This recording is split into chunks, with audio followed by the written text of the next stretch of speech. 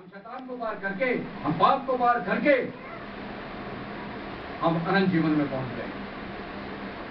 ये प्रभु यीशु मसीह ने, इसलिए आज सारे दुनिया में आलमगीर चर्चिज में इस दिन को यादगार के रूप में मनाया जाता है, क्योंकि ये वो दिन है जबकि समस्त मानव जाति को बचाने के लिए यीशु मसीह उनके बिहाफ पर, उनके एवज में खुद ने अपने आप को न्याय में दे दिया कि तुम मेरे को कर लो जो करना है, मुझ निर्दोष के साथ जो तुमने करना है वो कर लो।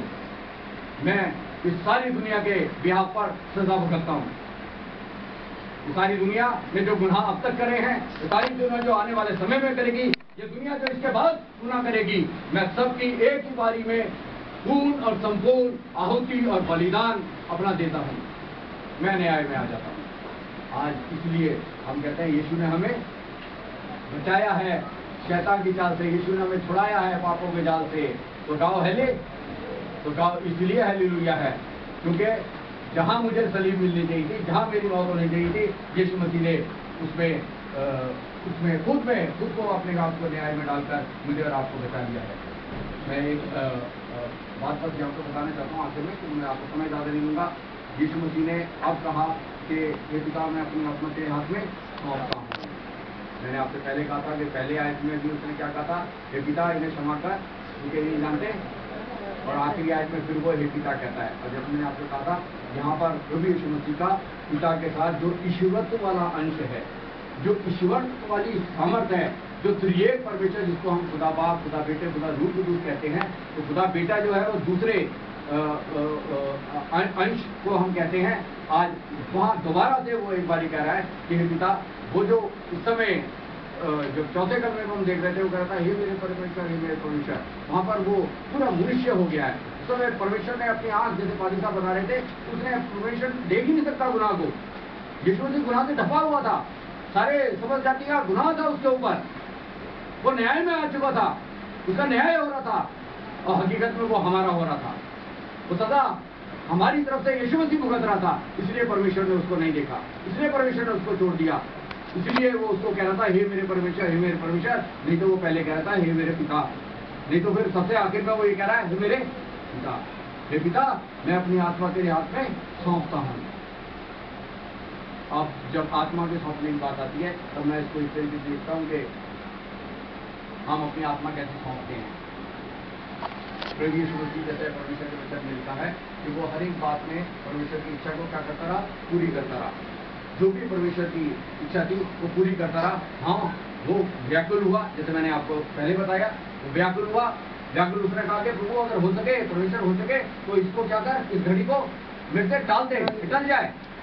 लेकिन नहीं, मैं इसी कारण तो यहाँ तक आया हूँ, इसी कारण तो मैं यहाँ तक आया हूँ, मैं लोगों के लिए ही तो आया हूँ, मैं समस्त मानव जाति को उद्धार करने ही तो आया हूँ। और ये व्याकुलता तो मुझे सहनी पड़ेगी, ये घबराहट तो मुझे सहनी पड़ेगी, ये दर्द तो मुझे सहना पड़ेगा, इससे तो मुझे गुजरना पड़ेगा। और फिर जब आगे गत्समनी में गया, तब वो कटोरा उसके सामने आया, और तब भी वो हिचकिचाया, तब भी वो व्याकुल हुआ, तब भी वो घबराया, और तब उसने कहा अगर हो सके इस कटोरे को मुझसे हटा ले, फिर भी मेरी नहीं तेरी मर्जी पूरी हो, तेरी इच्छा पूरी हो। आज मैं बड़े आराम से कह सकता हूँ, मैं अपनी आत्मा परमेश्वर के हाथ में सौंपता हूँ। लेकिन उसी तो जब हम अपने घर में रहते हैं, जब हम अपना जीवन चलाते हैं, क्या हम वाकई अपनी आत्मा को, अपनी मर्जी को प्रभु यीशु मसीह की तरह से परमेश्वर के हाथ में सौंपते हैं?